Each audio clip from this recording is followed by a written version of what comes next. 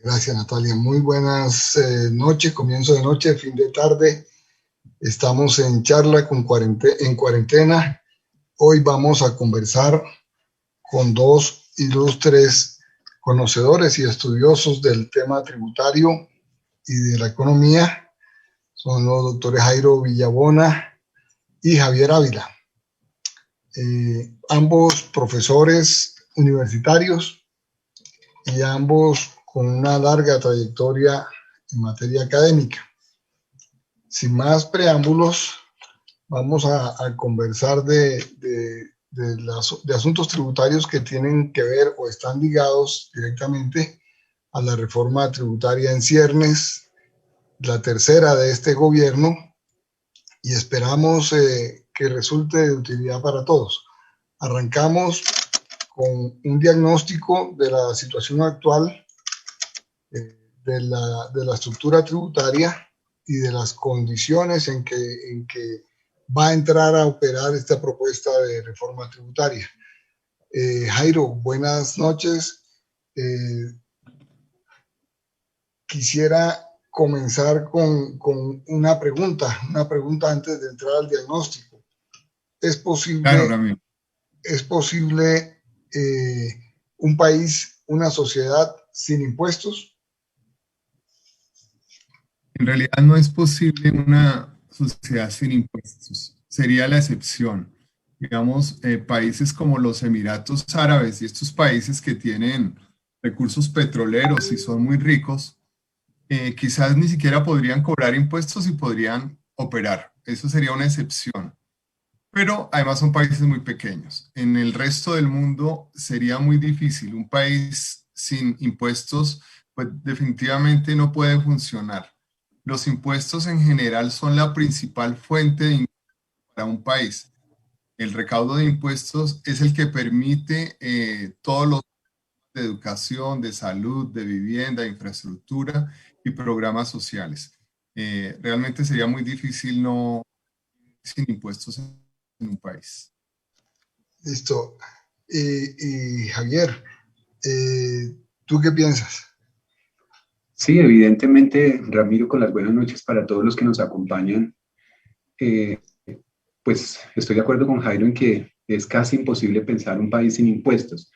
Sin embargo, yo quisiera traer a colación muy brevemente una investigación que desarrolló el Banco Interamericano de Desarrollo hacia el año 2012, en donde se advierte que la razón de ser de cualquier sistema tributario, su primera función, si se quiere, es recaudar plata. Para eso existe cualquier sistema tributario y eso es lo primero que debe hacer. Pero lo segundo que hay que decir es que es muy, pero muy importante el cómo lo recauda. De alguna manera, el libro que estoy mencionando del Banco Interamericano de Desarrollo lo advertía en su propio título. El título de aquella publicación del año 2012 era impuestos, recaudar no basta. Los impuestos deben ser también un instrumento de desarrollo. Entonces, Ramiro, sí se necesita que los países recauden impuestos, pero la clave, y que es un poco de lo que vamos a hablar hoy, está en el cómo los recaudan. Listo, muy bien. Vamos entonces, la primera parte del programa, a adelantar una revisión diagnóstica de la situación actual, y en la segunda parte del programa les propongo que adelantemos una serie de propuestas de cara a lo que debiera ser un ajuste tributario de lo que hoy rige como norma. Jairo, por favor, nos ayudas entonces con tu diagnóstico sobre la situación actual. Bueno, Ramiro, gracias. La metodología va a ser simplemente yo voy a hacer la presentación y con Javier vamos hablando del tema y pues Ramiro pues también podrá participar. Así va a ser y al final pues la idea es que si hay algunas preguntas pues con mucho gusto las podremos atender. Entonces voy a compartir la pantalla, me regalan un momento por favor. Venga, estoy inhabilitado en la función.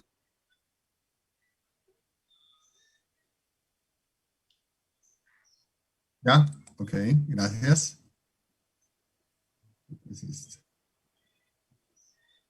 Bueno, entonces me dicen si ya se ve. Listo, ya está bien. Bueno, muchas gracias. Entonces, la primera parte, como dijo Ramiro, es es como un diagnóstico de la situación. Bueno, los impuestos no son un perjuicio para los ciudadanos. Voy a ocultar regálenme un minuto, por favor, voy a ocultar mi cámara mejor para, un momento, por favor. Un momento.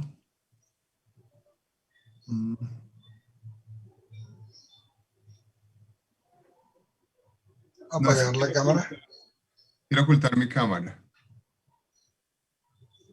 pero no veo por dónde lo oculto.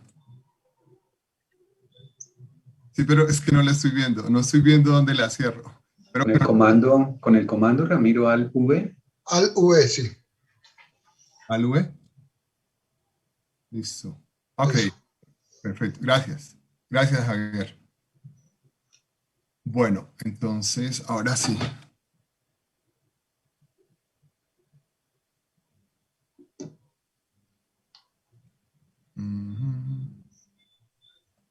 Listo, ahora sí. Bueno, primero los impuestos pues no son un perjuicio. En algunos casos la gente se queja mucho de los impuestos y lo ven como un mal. En realidad, sin impuestos, como decíamos antes, un país no podría vivir. Y en eso hay que educar a las personas. Hay que, desde los que son niños, hay que hacerlos conscientes de que los impuestos son muy importantes para una sociedad. Decía un magistrado, el presidente de una corte sueca, que le gustaba pagar impuestos porque cuando pagaba impuestos estaba comprando civilización.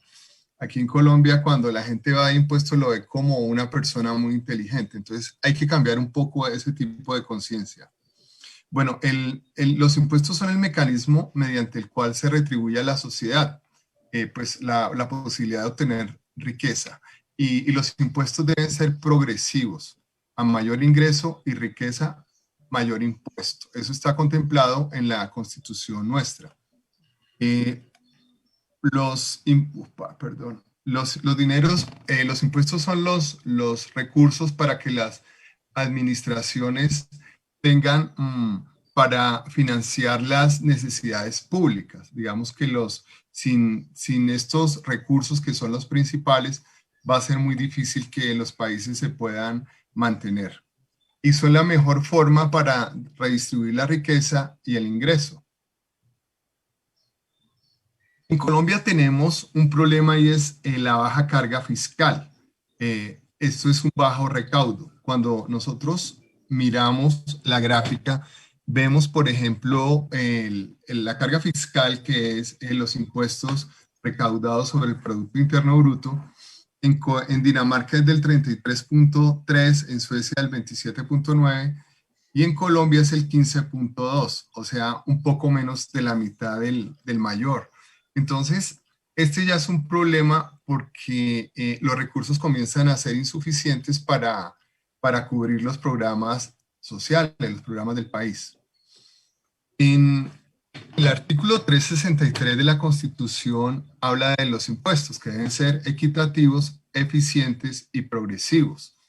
Sin embargo, si miramos el mundo y miramos Colombia, hay mucha diferencia.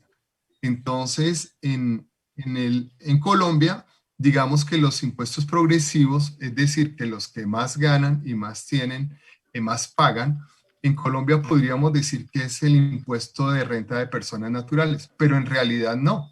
Ahora vamos a mostrar por qué no. Y bueno, el único que quizás podría ser es el impuesto a la riqueza, pero tampoco existe una tabla progresiva y empieza sobre unos montos muy altos. Eso se podría cambiar. Y el resto de impuestos pues son regresivos per se, el IVA, el impuesto al consumo, el impuesto de renta de las empresas en Colombia es regresivo, todas las empresas pagan lo mismo, así unas ganen mucho y otras ganen poco.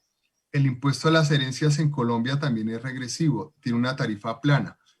En el mundo son progresivos el impuesto de renta de personas naturales, de personas jurídicas, el impuesto a la riqueza y el impuesto a las herencias.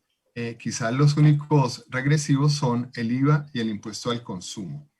Entonces hay una gran diferencia de progresividad en los impuestos entre Colombia y el mundo. Bueno, en razón al bajo recaudo, entonces tenemos un problema de mal manejo de las finanzas públicas. Cuando el recaudo es muy bajo, hay una opción que es el endeudamiento. Entonces vemos cómo en la gráfica el endeudamiento en Colombia ha venido creciendo de manera significativa. Como ven acá ustedes, en el 2008 el endeudamiento era cerca del 20% del PIB, hoy en día llega casi al 60%. Entonces, digamos como que, ¿qué es lo que va a seguir pasando, cierto? Si el gobierno no cuenta con los recursos suficientes, pues se va a seguir endeudando. Hacia el futuro eso es un problema muy grave porque la deuda externa, la deuda pues se va a volver impagable y va a pasar lo que ha pasado con Argentina y lo que ha pasado con otros países en el mundo. Entonces hay que tener mucho cuidado con el endeudamiento que se viene haciendo de manera desproporcionada en Colombia. Bueno, hay digamos, un concepto que relacionamos mucho con los impuestos y es la equidad. Cuando miramos la equidad en el mundo y los impuestos en el mundo, vemos cómo en un estudio de la CEPAL, el 10% más rico de la población de América Latina había amasado el 71% de la riqueza del país. Y según Oxfam, si esa tendencia sigue en 6 años, el 1% más rico de la región tendría más riqueza que el 99% restante. Es de aclarar que Latinoamérica es la región del mundo más inequitativa. Bueno, otro problema es que gran parte de esa riqueza se mantiene en el extranjero, en paraísos fiscales. Pues esto implica que una porción muy pequeña pues se destina al crecimiento de los mismos países. Hay una cantidad importante de recursos en el exterior que son recursos ociosos que no contribuyen al desarrollo de Latinoamérica. Bueno, según la CEPAL, los países, los gobiernos, otorgan un trato muy favorable a las compañías multinacionales en impuestos, mediante reducciones pues, muy generosas. Según cálculos, la carga impositiva de las empresas nacionales, las colombianas, equivale al doble de la carga soportada por las compañías multinacionales. Este es un estudio que hizo la CEPAL. La tasa de impuesto efectiva de las personas naturales, o sea, no la tasa nominal, sino la tasa que realmente pagan las personas más ricas en el decil más alto, en el 10% más rico, en Colombia se ubica en menos del 5%, llega entre el 4 y el 5%. En países como Suecia llega al 30% y en Italia llega al 25%. Este es de los mayores problemas que hay en el país, que la gente rica en Colombia tiene una tasa efectiva de tributación muy baja. Ese es gran parte del problema de la regresividad en Colombia que va en contra de nuestra Constitución. Pero peor aún, cuando analizamos entre los mismos ricos, este es el estudio que hizo Londoño cuando trabajaban con Piketty. El problema entre los mismos ricos es más grave. Cuando miramos, el 1% superior pagaba cerca del 5%, pero cuando miramos el 0.001%, es decir, una de cada 100.000 personas muy ricas en Colombia pagaba entre el 1 y el 2% de impuesto sobre la renta, que es una tarifa pues demasiado baja. Entonces, este es otro de los problemas graves que hay en Colombia en nuestro diagnóstico. Aquí hay una gráfica bien interesante y es una relación entre el IVA, el Gini y el Producto Interno Bruto, o sea, el ingreso pues nuestro per cápita. Entonces, aquí vemos a Suecia, Dinamarca, Holanda, Bélgica, Alemania y Colombia. Como ven ustedes, el IVA de Colombia pues es del 19%, muy parecido al de Alemania y muy parecido al de Bélgica, que es del 21%. Y si miramos Si miramos el Gini de Colombia es el más alto, en 50.4, esto es cifras del 2020 del Banco Mundial. Si miramos el Gini de Colombia es el 50.4, en cambio Alemania el 31.9 y Bélgica el 27.4. Sin embargo, la tarifa de IVA pues, es muy similar. Pero lo más grave es cuando miramos el ingreso per cápita. En Colombia el ingreso per cápita es 15.344, mientras que en Alemania es $56.000 y Bélgica 54.000.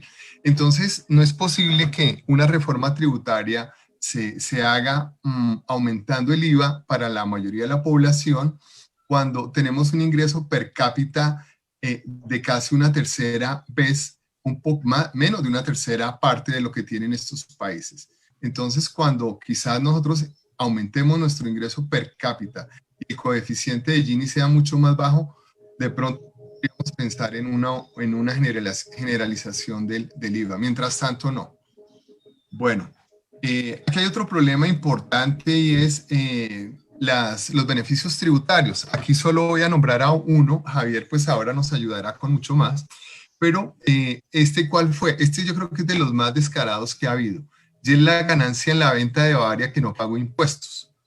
La ganancia de Bavaria se hizo por un total de $7.400 millones. La venta le hizo Julio Mario Santo Domingo a Sam Miller y se perfeccionó en Delaware, en Estados Unidos, un paraíso fiscal.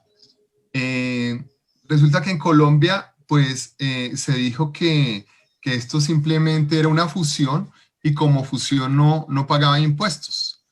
Pues hubo muchas personas que no estuvimos de acuerdo. El abogado Francisco Vergara indicó que esta negociación se dejó de pagar al fisco $1.200 millones, o sea, 4.2 billones de pesos de impuestos.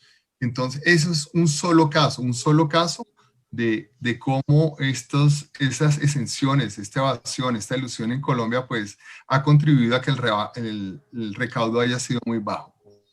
En Colombia hay un mal manejo de las finanzas públicas y de la economía en general. Vemos, por ejemplo, un ingreso per cápita bajo, vemos un coeficiente de Gini muy alto que refleja la inequidad en Colombia. Abandonamos la senda del desarrollo industrial y simplemente explotamos productos primarios, el petróleo, la minería, productos agrícolas primarios también, entonces no generamos valor agregado. Entre 1998 y 2012 se promulgaron 17 leyes que modificaron el sistema fiscal. 8 de ellas se llamaron reformas tributarias, o sea, no hay planeación de largo plazo. Alto déficit fiscal originado en la caída de los precios del petróleo y materias primas. Disminución de calificación del riesgo país. Aumento de la deuda pública con una moneda más devaluada, que es otro problema bien importante. 74% en 2 años. La TRM del 2014 en febrero era 1.926 y a febrero del 2016 era 3.356. Devaluación del 74%. En ese mismo porcentaje se incrementan todos los costos del servicio de la deuda. Disminución de las exportaciones de bajo valor agregado, balanza comercial deficitaria, informalidad superior al 50%, de acuerdo con la POP de los países más corruptos de América. Bueno, cuando miramos los dividendos, que pues, son las ganancias que obtienen los grandes capitales, las principales ganancias de los grandes capitales, y nos comparamos con el mundo, vemos cómo hay una inclusión total de esos dividendos en la renta en países como Austria, Bélgica, República Checa, Dinamarca, Francia, Alemania, Grecia, Islandia, Italia, Israel, Japón. En la mayoría de los países, Estados Unidos, inclusión parcial en Luxemburgo, Turquía, Noruega y Finlandia. Entonces vemos cómo estos dividendos en realidad en el mundo sí contribuyen con unos montos importantes. En Colombia generalmente nunca han pagado impuestos y en los últimos años que les pusieron algo de impuesto, pues la tarifa es muy baja. Y bueno, y además ellos pueden no pagar nada. Por ejemplo, si no distribuyen impuestos, no distribuyen dividendos, no pagan nada. O si esa distribución se hace con acciones, no pagan nada. Entonces, digamos que tienen muchísimas opciones para no pagar impuestos. Y pues representan un monto bien importante. Los dividendos de los pobres sí pagan impuestos. El artículo 33.3 dice, el tratamiento tributario de las acciones con dividendo preferencial, que son los que generalmente compramos las personas de menores ingresos, las acciones con dividendo preferencial que no tienen derecho a voto, estas se asimilan tienen el mismo tratamiento de los pasivos financieros. O sea que se reconocen como un ingreso financiero. Entonces, esos dividendos sí no tienen beneficios tributarios.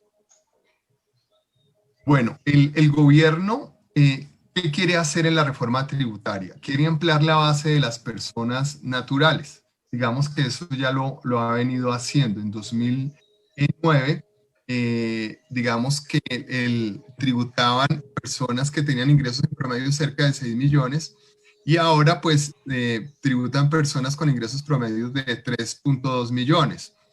Ahora quieren aumentar aún más la base, pero digamos que esa no es la solución. La solución no está en aumentar la base, sino en más bien aumentar la tarifa a los niveles de ingresos superiores, que eso en realidad en Colombia no se está haciendo, ¿sí? Aquí vemos en esta gráfica la participación de los impuestos, el de renta y el IVA, esto es bien importante para ver cómo ha cambiado esto entre el año 1970 y 2020. Miremos cómo el impuesto de renta en 1970 correspondía a un 52.8% y en 2020 es el 47.9%. Y el IVA era el 9.4% en 1970, hoy en día es el 41.9%. Otros impuestos eran el 37.8%, que estaba mucho ahí lo de las importaciones, y hoy en día son el 10.2%. Entonces, aquí lo más importante es ver cómo el IVA ha sido cada vez más importante, siendo un impuesto que realmente afecta el consumo de los hogares. Bueno, aquí hay una gráfica de la participación por cuantiles en el ingreso en América Latina.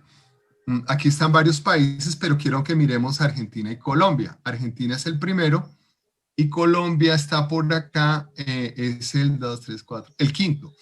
Entonces, el primero, el rojito es el quintil primero, o sea, el 20% de la población más pobre de estos países. Entonces, vemos cómo ese 20% en Argentina tiene el 10% del ingreso. Y el 10%, el decil décimo, o sea, el 10% más rico, tiene el 21% de los ingresos.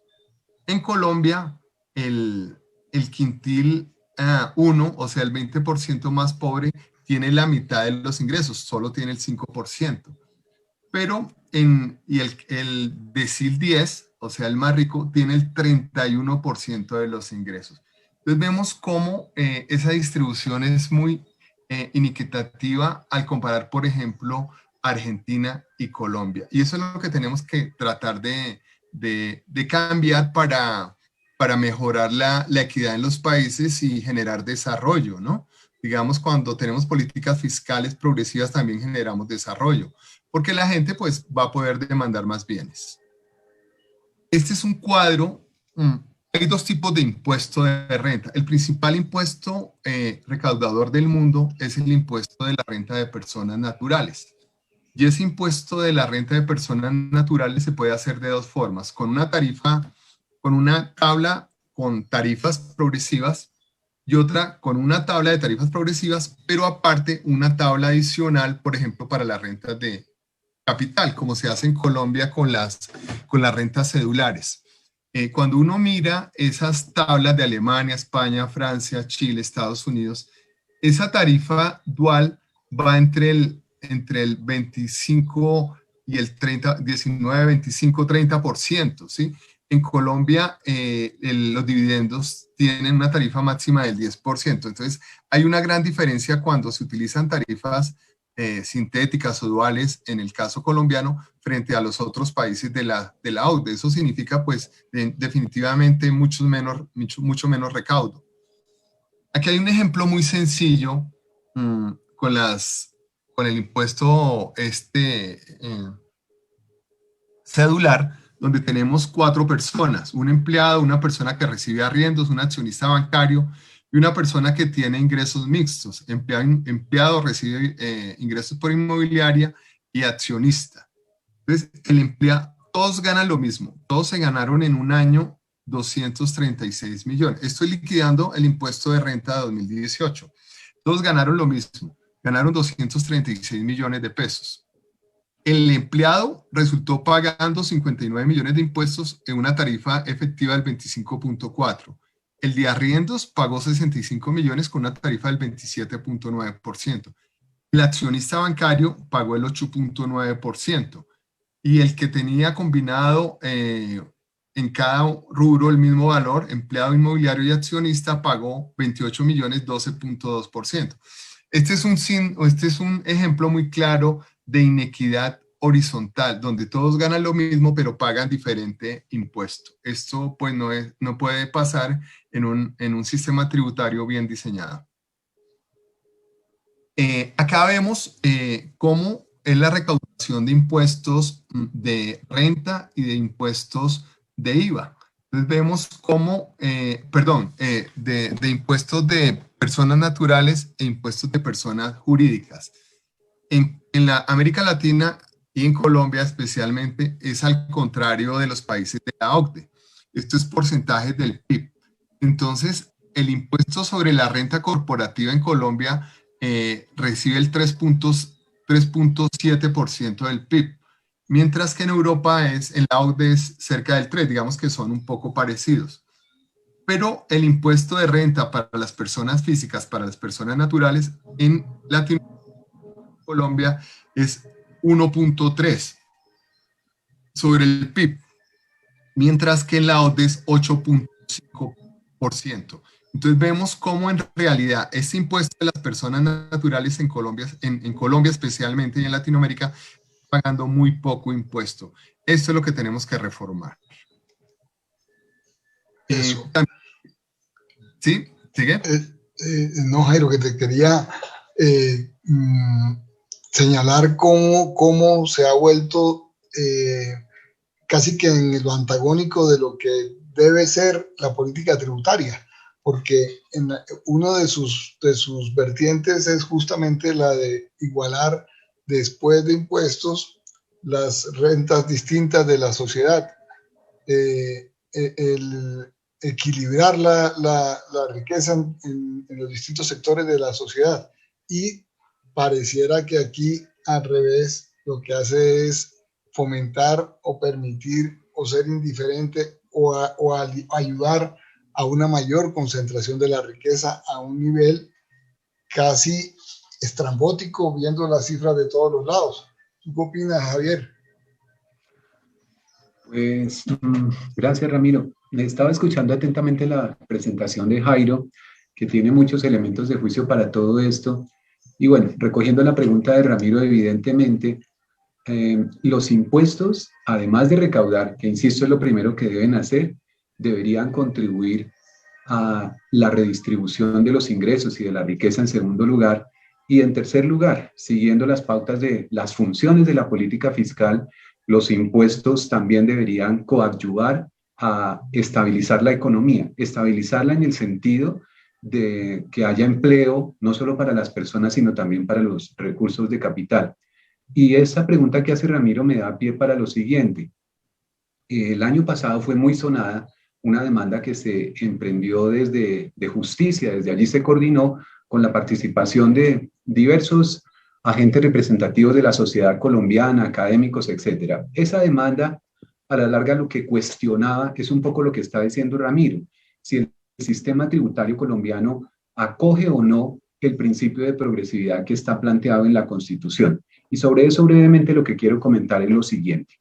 Lo primero es que la Corte Constitucional, no de ahora, sino de tiempo atrás, ha salido al paso a este tipo de inquietudes, afirmando que la progresividad se predica del conjunto del sistema tributario en general y no de un impuesto en particular.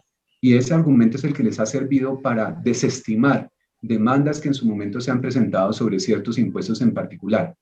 Pero a la sazón de ese debate, dos exministros del país, uno de ellos de Hacienda y otro exministro de Comercio Exterior, argumentaron, ese es un viejo argumento, que la redistribución debe hacerse fundamentalmente a través del gasto público y que los impuestos deberían ser lo más simples, lo más sencillos posibles, incluso llegando a admitir cierto grado de regresividad, siempre que al final el recaudo obtenido sirviera para focalizarlo hacia las personas que más lo necesitan.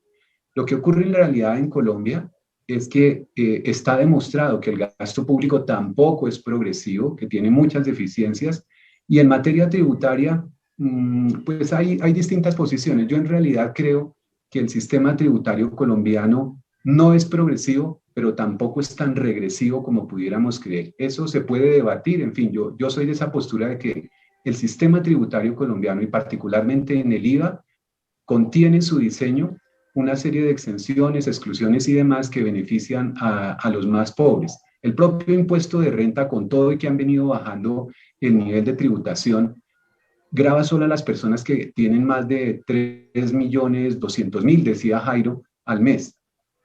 Eso es el 5% de los asalariados, o el 8%, no sé. El 80% de los asalariados no ganan sino hasta 2 salarios mínimos y están excluidos, por lo tanto, del impuesto sobre la renta. De suerte que la regresividad del sistema tributario puede ser un tema a debatir, pero lo que sí me parece crítico es que con esos dos instrumentos, los impuestos y el gasto público, herramientas que tiene el gobierno y de algún modo el Congreso en sus manos para tratar de que esta sociedad no sea tan inequitativa como lo es, pues no se están utilizando bien. El sistema tributario no logra redistribuir y el gasto público tampoco lo hace. Por último, aquellos que afirman que la redistribución tiene que emprenderse solamente desde la vía del gasto público están desestimando todo el potencial que tiene el sistema tributario, como Jairo lo venía diciendo, para ayudar a que esta sociedad deje de participar de manera vergonzosa en los primeros lugares de la desigualdad mundial. América Latina es la región más desigual del mundo, pero Colombia es uno de los países más desiguales de todo este planeta, Ramiro. Eso. Y fíjense que hoy Salomón Kalmanowicz en su columna habitual señala lo siguiente para que Jairo remate con esta fase de la presentación. Dice Kalmanowicz: un gobierno que hace una reforma a 2 años de haber hecho aprobar otra, informa que la primera quedó mal hecha. Según datos de la DIAN, el año pasado el recaudo tributario cayó 11.2 billones. Una parte fue reducción del impuesto de renta, 1.4 billones, y otra, reducción del recaudo de IVA en 7 billones, 5 del IVA interno y 2 del IVA a las importaciones, resultado de la pandemia. El daño mayor, sin embargo, será sobre el recaudo de 2021, una vez las empresas y personas presenten las declaraciones de sus ingresos en el 2020. ¿Cómo ves eso, Jairo? Y eso se constituye en otro de los rasgos del diagnóstico, que es un fuerte debilitamiento de las finanzas públicas. Sí, es muy complicado, Ramiro, y también lo afirma Javier. Definitivamente la política, en general la política tributaria, vemos que no ha sido una política de largo plazo, sino ha sido más bien coyuntural. Y como lo dice Kalmanowicz también, cada 2 años estamos haciendo reformas, o cada año, es porque la anterior no sirvió. Y eso sigue pasando. Ahorita ya van a ser la próxima y pues sigue pasando. Yo voy a seguir muy rápido con esta presentación. Hay unos puntitos que faltan. Voy a tratar de no demorarme nada, si les parece. ¿Sí? Sí, claro, claro. Bueno, estaba hablando bueno, aquí en Colombia, y este es un punto bien interesante, todos los días vemos en los medios de comunicación, en los periódicos, en la radio, en la televisión, que los empresarios salen a decir que Colombia se paga el 70% de impuestos. Pues eso no es cierto. en el impuesto de renta nosotros hicimos unos estudios con el profesor Carlos Quimbay, que es experto, es doctorado en física, pero muy experto en el manejo de modelos matemáticos, y tomamos las cifras de las declaraciones de renta y sacamos las tasas efectivas de tributación, solo del impuesto de renta, sin incluir pues el CRE y otras cosas, pero que pues no impacta tanto. Y la tasa efectiva de tributación entre 2001 y 2014 fue cerca de, incluso aquí me falta el 2015, que también lo hicimos, fue cercana en promedio entre el 16 y 17%. Y vino bajando desde el año 2011 al 2014 del 21.2 al 15.8%. Entonces no es cierto que Colombia pague el 60 o el 70% de impuestos, como ayer lo dijo Néstor Humberto Martínez, o antier lo dijo Néstor Humberto Martínez. Ya empezaron la campaña de publicitaria sobre esto, ¿no? Para poder justificar mayores beneficios a las empresas. En el estudio que hicimos, la tasa del sector financiero en el último año en promedio fue del 8%, esto sin incluir los bancos. Entonces vemos cómo realmente pues la tasa en general de las empresas no es tan alta como se dice, pero hay sectores más privilegiados que otros como el sector financiero. Bueno, y todos sabemos por qué, ¿no? Porque ahí podemos relacionar esto con la financiación de las campañas políticas y los grupos económicos, ¿no? Entonces la sacan y digamos, hay una deuda y hay una normatividad que se hace con este propósito. Bueno, el GMF, el gravamen a los movimientos financieros, pues pensábamos que debería desaparecer porque incentiva el manejo del efectivo y pues también es regresivo. Cuando miramos, hay otro punto muy, muy importante que es la evasión de impuestos, la evasión y la elusión. Entonces, esto fue, digamos, el tema de mi tesis de doctorado que pues me ayudó mucho la DIAN en los estudios que hice ahí en la DIAN. Y digamos, hay unos factores externos a la DIAN, que es la inequidad, la informalidad, la corrupción y la inversión en educación pública. Esto es muy importante para que un país no tenga tanta evasión. Y hay factores externos, pero que la DIAN puede incidir, como es la legislación, la educación y la cultura fiscal, la cooperación internacional con otros países, paraísos fiscales, e interinstitucional, o sea, con los municipios, con el ICBF, con otras entidades. Y hay factores internos de la DIAN que hay que modificar, que es la planeación, el riesgo, la tecnología, la fiscalía, el control, la complejidad de las normas, el gasto fiscal y los recursos humanos. Hay que hacer muchos cambios en los recursos humanos, digamos que son escasos. Ahorita les muestro una gráfica sobre eso. Entonces, los factores externos, la corrupción fue el principal factor. La informalidad en Colombia, según la CEPAL, en 2019 era cerca del 60%. La inversión pública en educación en Colombia es muy baja. En Colombia al año es $349, en Dinamarca $4.682 por estudiante. La legislación, en Colombia los evasores rara vez van a prisión. Digamos que le colocan prisión como desde, no me acuerdo si era 5.000 millones de pesos, pero si reconocen que cometieron el delito, entonces no los mandan a prisión. En cualquier país serio los mandan a prisión y les cobran. La complejidad del sistema, hay 1.152 interpretaciones jurídicas de la DIAN y 870 de magistrados. Eso vuelve el sistema muy complejo, aparte de todo el código. La cultura y la educación fiscal, cuando hicimos las encuestas con los estudiantes, el 68% no sabían las implicaciones de no pagar impuestos y el 72% no sabían qué era el IVA. La cooperación internacional, hay pocos acuerdos de intercambio de información automática. No hay acuerdo de intercambio de información con Panamá. Cooperación interinstitucional, pues toca mejorarla, no hay mucha. Las bases de datos de la DIAN no están integradas y a nivel nacional las bases de datos no están integradas. Eso genera mucha ineficiencia. ¿Cuál sería la propuesta? Ese es el diagnóstico. La propuesta realmente son 10 minuticos y pues voy a pasarla muy rápido. La propuesta es modificar el, el impuesto de renta, cambiar la tabla. Y esta tabla que estamos presentando acá es una tabla, digamos, combinación de los países de la OCDE. No se coloca la más baja ni la más baja, ni la más alta, ni la más alta ni la más baja, perdón. Y la Entonces, intención estos de la rangos tabla, serían Jairo, hasta el 50%.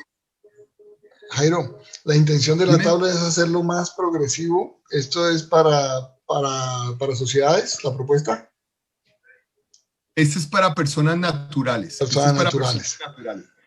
Ajá. Iría hasta un rango de 50%. Hay países que tienen 55%, pero aquí iríamos hasta el 50%. Eso, Hoy día hay cuatro tarifas. Es llevarla a 8, ¿cierto?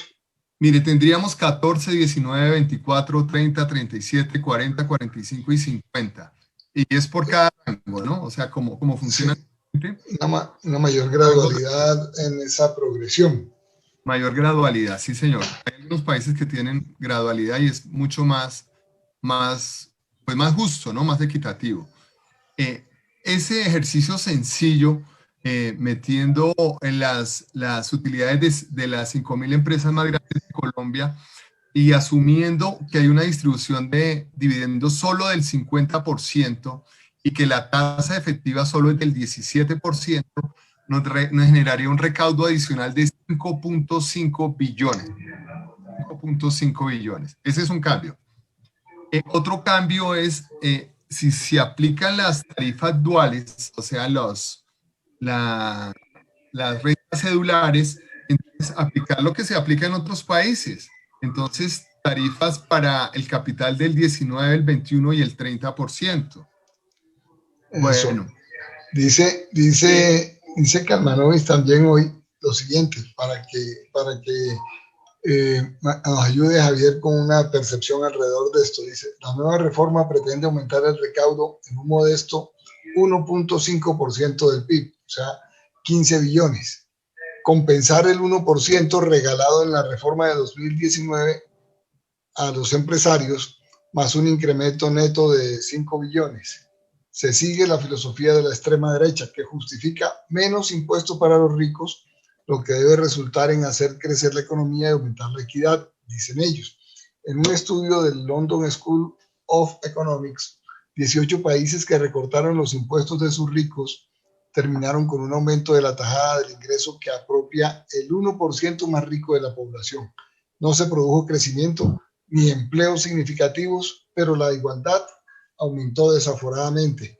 ¿Tú crees, Javier, que con la postura del gobierno, la pretensión de aumentar, de extender la aplicación del IVA a más productos y entre esos a buena parte de los de la canasta familiar, se resuelva y se camine por un buen sendero hacia una mejor estructura tributaria? No, por supuesto que no, Ramiro. Yo dudo mucho no dudo, yo estoy convencido de que el camino por el lado del IVA sería terriblemente doloroso para un país en donde ya hay enormes desigualdades. Yo estoy en condición de afirmar que el IVA en Colombia hoy día no es tan regresivo como predican los textos. Gracias, por ejemplo, a esto, para que quede muy claro. Si yo le preguntara a ustedes en general a qué destinan las familias más pobres de Colombia el ingreso que perciben mensualmente, podemos hacer una cuenta con la propia canasta familiar y tendríamos que decir que el 30% aproximadamente se destina para el pago del arriendo, un porcentaje significativo también para transporte y otro para alimentos básicos no procesados, quiero decir lo que se compra en la plaza de mercado. Sumando esas cosas, más salud y educación, ahí está el 70 o 75% del ingreso de las familias más pobres y eso no tiene IVA, eso no lo podemos negar. Ahí hay una exclusión del IVA y en ocasiones una exención. Eso hace que el impuesto no sea tan regresivo como ocurre en otros países. Pero a partir de este momento, si el camino que está escogiendo el gobierno es el de acabar con esas exclusiones, pues ahí sí el IVA va a apelar su cobre, su verdadera naturaleza como impuesto regresivo, y eso clarísimamente va a contribuir a mayor desigualdad. Lo que pasa es que el gobierno tiene preparadas dos respuestas para atenuar ese efecto. Lo primero que van a decir es que ese IVA se lo van a compensar al 20% más pobre de la población o al 15% más pobre. Y eso puede estar bien, digamos, eso podría ser al margen de las dificultades administrativas que hay para lograrlo. Pero pues es que la desigualdad no está solo en ese grupo de la población. ¿Qué pasa con la clase media? La que tendría que soportar todo el efecto del IVA. Y por otro lado, lo que van a decir es que el mayor recaudo que se logre va a estar orientado también a otros programas sociales que benefician a la población más vulnerable. Yo percibo que el discurso va a ser por ese lado. No me parece malo que se compense a los pobres y no me parece tampoco malo que el gasto se focalice hacia las personas de menores ingresos. Lo que pasa es que en el primer caso la compensación es insuficiente y en el segundo caso no existen los suficientes mecanismos de arbitraje que garanticen que efectivamente los recursos vayan a estar destinados a ese propósito. Para mí, si el camino que plantea el gobierno, pero también el camino que avale el Congreso, es el de hacer una reforma a punta de IVA, yo sí creo que eso va a tener efectos regresivos en una sociedad que ya de suyo, como lo hemos comentado, desde lejos muy regresiva. Ahora, grabar las empresas y subirles más podría llegar a ser, o grabar a las personas más adineradas, pero no es fácil la ecuación en un momento en donde muchas de las empresas están afrontando los problemas de la pandemia y eso se materializa también en desempleo para las personas. Yo creo que esta no va a ser una reforma tributaria fácil y si hubiera que apuntar algo, y voy a tratar de ser muy breve, no tenemos tanto tiempo, pero yo diría lo siguiente. El camino de estudio de esta comisión que está estudiando la eliminación de beneficios tributarios me parece muy importante. En la medida en que se eliminen los beneficios tributarios, eso aclara el sistema, lo hace más diáfano, con menos espacios para la evasión y para la ilusión y puede aportar mayor recaudo. Yo creo que esa es una medida que debería apoyarse, la eliminación de los beneficios tributarios, especialmente para sectores o grupos de poder que han conquistado esos espacios. Esa es una cosa que debería apoyarse. Probablemente volver a restituir el impuesto de patrimonio o de riqueza un poco más fuerte de lo que existe hoy y, como ya decía Jairo, con unas escalas progresivas que no siempre las ha tenido. Esas dos vías podrían ser. También creo que Jairo tiene eso en sus recomendaciones, es pensar en los impuestos sobre la tierra. Esa es una medida que se ha dicho desde antes. En Colombia, la concentración de la tierra, no tengo que decirlo ni insistir mucho en eso, pero es pasmosa y ese podría ser un punto, es crítico, pero ese debería ser un punto que nosotros deberíamos apoyar. Y en ese orden de ideas, también hay que simplificar cosas. Yo en particular digo que hay un impuesto que no es tanto su efecto, sino que es un símbolo de la necesaria simplificación y es el impuesto de timbre. Ese impuesto no recauda en términos relativos casi nada, es un obstáculo para la realización de negocios, etcétera, y son páginas del Estatuto Tributario con 60 o 70 exclusiones. Para concretar, Ramiro, yo creo que en materia de propuestas, uno debería tener mucho cuidado con lo que se va a hacer con el IVA, porque si no el efecto distributivo va a ser muy fuerte.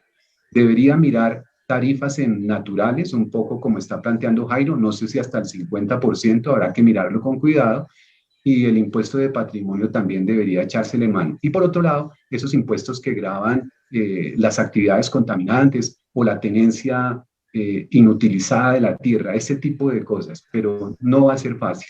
No va a ser fácil ni para un bando ni para el otro sacar adelante esta reforma tributaria. Bueno, muy bien, muy bien, muy bien. Precisamente, de acuerdo a lo que dice Javier, aquí en la diapositiva tenemos esto. Tendríamos ¿qué pasaría eliminando los beneficios tributarios? Pasamos de una tasa efectiva del 17% a una tasa efectiva cercana al 29%. Pues no habría que eliminarlos todos, pero supongamos que los eliminamos casi todos. El recaudo con información de bancos, seguros y 5.000 empresas nos indica que el recaudo adicional sería de 12.4 billones de pesos, de acuerdo a los cálculos que nosotros hicimos, tomando las cifras de Superfinanciera y Supersociedades. Entonces, eso sería un recaudo pues realmente muy significativo. Bueno, el impuesto de... bueno, este es bien importante y nunca se ha dicho, y es cómo opera en el mundo, o el impuesto de renta de personas jurídicas, esto es 2019, generalmente las MIPYMES en el mundo pagan menos. Por ejemplo, mire, aquí Francia, las menores pagan el 28 y las demás pagan el 31. Japón, las menores, las más pequeñas pagan el 15 y las otras el 23. Canadá, el 9, las más pequeñas y las otras el 15. Bélgica el 20 y las grandes el 29. China el 10 las pequeñas y las grandes el 25. Brasil el 15 las pequeñas y las otras el 25. En Colombia debería pasar lo mismo. Si ustedes miran la cantidad de pequeñas empresas que cerraron en Colombia, cerraron más de 50.000 empresas en Bogotá el año pasado. ¿Y por qué pasa? Porque pagan los mismos impuestos que pagan las grandes compañías del país y no están en las mismas condiciones de competencia. Un crédito para una empresa de estas puede estar entre el 20 y el 30%. Para una compañía grande está en menos del 10%. Entonces, ese tipo de cosas también hay que contemplarlo. Bueno, este es el impuesto a las herencias, una tabla sugerida, no del 10%, sino que iría entre, bueno, 0 para menores de 400 millones, desde 5 hasta el 45% por rangos de herencia. Eso hay que hacerlo, eso se hace en todo el mundo, eso es muy importante hacerlo. La herencia es un mecanismo para generar redistribución de la riqueza. Bueno, voy a ponerles un ejemplo sencillo. Bueno, quizás no ocurra muy pronto. La fortuna más grande de Colombia, según Forbes, es de 37.8 billones. Si esa fortuna es declarada en Colombia, que yo no lo sé, pero pues, ojalá, pensaría que de pronto no, como debería ser, si esa persona fallece, pagaría un impuesto a la herencia de 17.1 billones de pesos. O sea, eso es con esta tabla, ¿no? Y no es la más alta no es la más alta del mundo. O sea, países como Japón y Corea tienen el 50 y el 55%. Nosotros estamos viendo hasta el 45%. Y una sola herencia, la herencia más grande de Colombia, generaría 17.1 billones de pesos. Bueno, es mucho más de lo que se piensa recaudar ahora.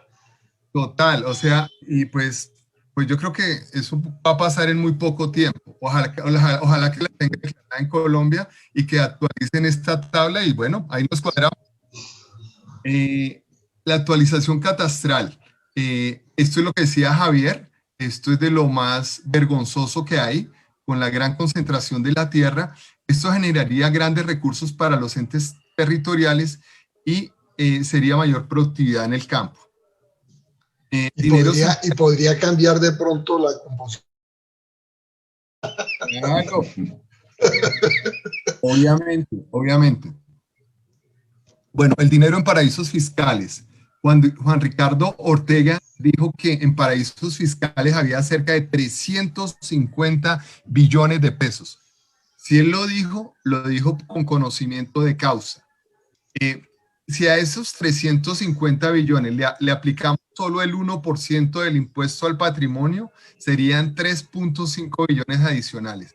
Y supongamos que en renta van a obtener solo el 5%, digamos que solo ganan el 5%, sería un recaudo adicional de 5.3 billones de pesos por la plata de los paraísos. Bueno, deducción en activos fijos, eso se puede hacer, pero por ahí se está evadiendo muchos impuestos. Se debería hacer solo para industrias con valor agregado calificado y no para bancos ni intermediarios de ningún tipo, tampoco para empresas mineras. O sea, es que no es lógico que un banco esté deduciendo impuesto por activos fijos. Eso es realmente ridículo. ¿Sí? Es que fíjate que sobre eso el propio Candanovi resume hoy esa situación de las exenciones para estos sectores de esta manera. Dice, en vez de agobiar a la clase media y a los pobres con más IVA, se deberían eliminar las exenciones que permiten que el sector financiero pagara en 2020 solo el 1.9% de sus utilidades de 121 billones. Las petroleras el 7% de 92 billones. Y las empresas mineras, o sea, bancos, petrolera y empresas mineras, y en este caso la minera el 6% de 31 billones, cuando debieron pagar el 33% que informa la ley según el portal. Entonces dice, el costo para el fisco de estos 3 sectores fue de 80 billones, 80, o sea, más de 5 veces lo que el gobierno intenta recaudar con su nueva reforma. Total. No es casual que esos 3 sectores sean grandes contribuyentes de las campañas políticas de los legisladores, que les devuelven con creces sus aportes. Y encima de eso, la tarifa otra vez de esas empresas se va a reducir al 31% de la renta agradable. Sí, total, Ramiro. Bueno, el impuesto a la riqueza o el impuesto al patrimonio, yo pensaría, como dice Javier también, que deberíamos modificarlo, debería ser una tabla progresiva, pero empezando desde 1.100 millones de pesos. O sea, es que el que tenga 1.100 millones de pesos de patrimonio líquido, pues no es tan pobre en Colombia. Y si le ponemos una tasa del 0.5% va a contribuir en algo. Entonces yo creo que sí hay que hacer una tabla de impuesto al patrimonio que iría desde el 0.5 hasta el 2% para patrimonios mayores de 6.000 millones de pesos sería el 2%. Y eso sería muy poca gente, sería el 1 por 10.000 de la gente que hay en Colombia. Entonces eso también habría que hacerlo y generaría ingresos importantes para Colombia. Bueno, en la gerencia ya lo habíamos dicho. Bueno, en los cambios de la DIAN debería convertirse en una entidad autónoma para es necesario modificar las normas. La autonomía garantizará la eficiencia de la entidad, limita el clientelismo y la corrupción. La planeación debe ser concebida en largo plazo. Mire, aquí Javier, una preguntita. Javier, ¿tú qué piensas de eso de la autonomía de la DIAN? Yo, por ejemplo, yo no estoy tan de acuerdo que deba haber más autonomía para DIAN. Hoy, con la que tiene, ya es bastante clientelista. Dale, Javi. No, pues digamos de alguna manera se ha promovido que los modelos de agencias hacen que las instituciones sean mucho más eficientes desde el punto de vista administrativo para contratar, para mover personal, entre otras cosas, pero lo cierto es que en las agencias del Estado siguen dándose, digamos, como favoritismos de tipo político, eso es innegable, y yo tampoco estoy tan plenamente seguro de que el modelo de agencia fuera el ideal. Pero bueno, eso es un tema para discutir con más calma. Eso serviría, pero con meritocracia, ¿no? Siempre y cuando se implemente la meritocracia, que es el problema también, ¿no? Bueno, aquí hay un comparativo cuando hice la tesis, pues yo creo que esto sigue igual. Vemos cómo funcionarios por millón de habitantes, funcionarios de las administraciones de impuestos en la OCDE con relación a Colombia. Entonces, digamos que por millón de habitantes en la OCDE en promedio era entre 600 y 700. En Colombia era 100. O sea que en promedio esos países tienen 6 veces más funcionarios que la DIAN proporcionalmente. Ese puede ser uno de los que existen para que en algunas ocasiones no sea tan eficiente como debería ser. El costo del personal, cuando miramos los costos de personal, vemos cómo personal es el elemento más importante del presupuesto de las administraciones de impuestos. En Brasil era el 72.1% del presupuesto, en Argentina el 89% y en Colombia el 46.4% no más. Las personas que participan en fiscalización son mucho menores que los otros países del mundo. Entonces eso también toca modificarlo. Ok. Todos los funcionarios deberían escogerse por competencias técnicas y académicos, incluidos los directivos, a través de concursos, de tal forma que se garantice la continuidad de las políticas. Debe estructurarse un programa propio de carrera administrativa en diferentes niveles. Debe crearse una universidad fiscal o realizar convenios con universidades del Estado para la formación de los funcionarios con planes estructurados de capacitación en diferentes niveles. En Francia hay en la administración de impuestos de Francia hay uno y estudian 3 años. Los concursos los debe organizar directamente la entidad, se deben considerar la experiencia y la capacitación interna. Debe contratarse mayor cantidad de personal para ponerse a nivel de los países con mejores prácticas. Esencialmente se debe reforzar el área de fiscalización. Existen múltiples sistemas de información incoherentes en las entidades fiscalizadoras que generan desperdicios de recursos, duplicidad de información, lo cual genera ineficacia. Se debe construir un sistema único de información tributaria y de contribuyentes a nivel nacional, integrando los municipios, departamentos. Eso evita la proliferación de miles de aplicativos incoherentes. Debe realizarse un proceso inmediato de modernización del hardware y software con asesores internacionales con experiencia en este tipo de entidades. Bueno, bueno, la factura electrónica que ya se ha venido progresando. Colombia debe emprender procesos serios de fondo que garanticen la puesta en marcha de la facturación electrónica, ya lo vienen haciendo. Bueno, debe implementarse la fiscalización por sectores económicos y tipo de empresas. Aquí existe, pero digamos que todavía es muy incipiente. Digamos, eso debe profundizarse la fiscalización en sectores económicos. Hoy existe una tímida sectorización de grandes contribuyentes en amplios grupos. Bueno, deben prohibirse el traslado de expedientes entre funcionarios. Esto fomenta el vencimiento de algunos procesos e incentiva la corrupción. La planeación de los casos debe lograr que no se asignen casos a ningún funcionario en fechas próximas al vencimiento de términos. Deben existir programas específicos de fiscalización para las entidades sin ánimo de lucro. Ok. Bueno, fíjense, esto ha sido tenaz. Fíjense que se nos fue la hora y apenas se hicieron algunos asomos de temas que van a jugar de manera importante en la discusión pública alrededor de la reforma tributaria que pretende imponer el gobierno, la tercera de este gobierno, muy similar a lo que ocurrió en el gobierno de Uribe, que también fueron 3 reformas tributarias.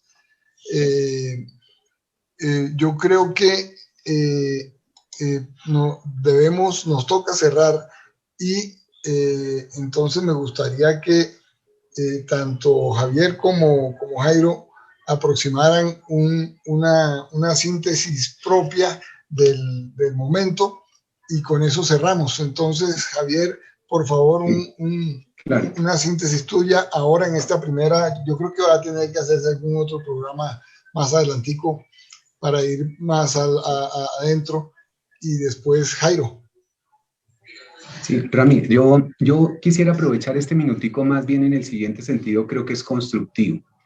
El asunto es que yo creo que es una invitación a sumar fuerzas para lograr incidir de alguna manera en el curso de la reforma tributaria, tratando de buscar que el gobierno se haga responsable por medir la progresividad y la equidad del sistema tributario colombiano. Lo que quiero decir es que frecuentemente estamos, como ustedes ya lo anotaron, haciendo reformas tributarias muy frecuentemente. Y eso, en cada reforma siempre nos dicen que la que viene sí va a ayudar a mejorar la equidad y que para eso se disponen tales y cuales normas. Pero algo raro está pasando porque siempre es el mismo discurso, de suerte que la anterior no funcionó, la otra tampoco, pero aquí nadie rinde esa cuenta. Yo quiero contarles y dejo esa inquietud, que en México se logró desde el año 2013, creo aproximadamente, establecer por ley de la República, por ley de esa sociedad, que cada 2 años el gobierno tiene la obligación de medir si el sistema tributario está contribuyendo o no a ese principio constitucional. Aquí eso no pasa y eso debería ser una responsabilidad del gobierno y eso se podría con el apoyo de todos tratar de propiciar un espacio de esa naturaleza en la próxima reforma tributaria. Yo quisiera hacer ese aporte y dejar esa inquietud, Ramiro. Listo, muchas gracias. Jairo, por favor, también arrima tu resumen de hoy porque se nos acabó el tiempo. Listo, muchas gracias, Ramiro y Javier. No, pues nada, yo pienso que he hablado mucho. Lo único que me faltaba decir era que... ok, espérate un momento. Espérate un momentico que aquí tengo un problema. ¿Tú me la puedes abrir? Al V. Listo. Al V. Espérate un momentico. Al V. No. Espérate un momentico, no me da. No sé cómo.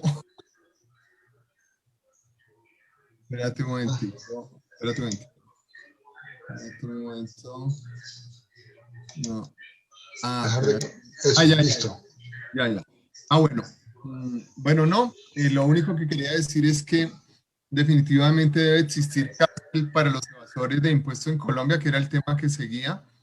y yo creo que pues han planteado los principales temas que deben ir en la reforma, que son generar mayor progresividad en el sistema tributario colombiano que no existe, ¿no? Realmente está muy cargado hacia la clase media, hacia los trabajadores, y pienso que eso tiene que cambiar. O sea, lo lógico es que las personas que tienen mucha riqueza y muchos ingresos en Colombia empiecen a contribuir como deberían contribuir. Y eso sin hablar todavía de que dejen de robarse la plata, que la propia prensa todo el tiempo señala que supera los 50 billones de pesos anuales, las coimas y la corruptela, que es la otra cara de la moneda, que es la parte del gasto. Y se supone que este tema del ingreso debe servir es para resolver problemas sociales, y resulta que no, que se agrava porque la plata que era para unas cosas resulta en bolsillos de otros, menos en lo que es, lo que hace más terrible la verificación de una política clara al servicio de la sociedad y del país, que está en hora de ponerse en marcha. Bueno, Javier y Jairo, muchas gracias por su ayuda, por su presencia, por sus opiniones, y los compañeros asistentes también, muy amables. Esperamos poder en otra sesión ir ahondando en las características particulares de la reforma una vez se conozca el articulado. Muy buenas noches a todos y muchas gracias.